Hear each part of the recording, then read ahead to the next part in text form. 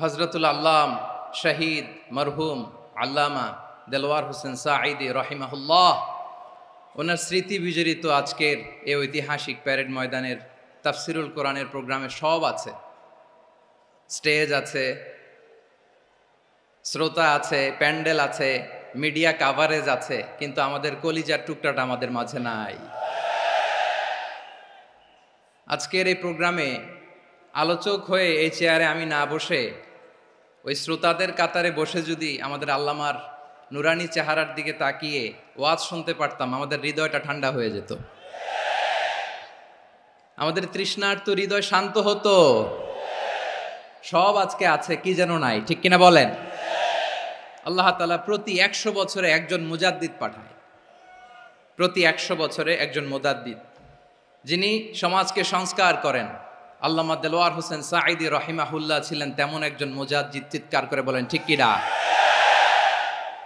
উনি শিরক বিদআতের আস্তানাকে তছনছ করে দিয়েছেন, তাওহীদের বাণীকে সমুন্নত করেছেন, গণমানুষের কাছে তাফসিরুল কোরআনকে জনপ্রিয় করেছেন।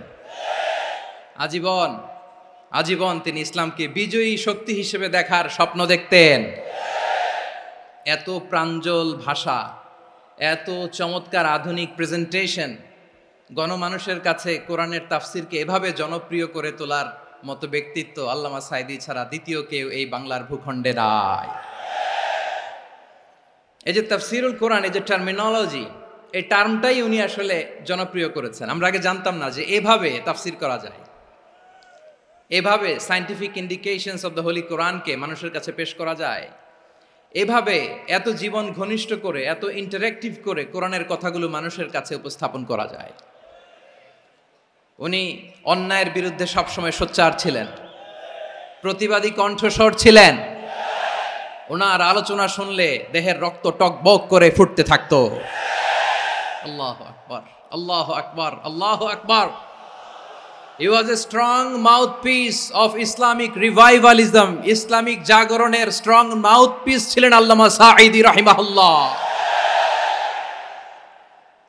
অনেক দোয়া পেয়েছেন। আমরা পড়েছি, এমন জীবন তুমি করিবে গঠন, মরণে হাসিবে তুমি, কাঁদিবে ভুবন। গোটা বিশ্বকে তিনি কাঁদিয়েছেন।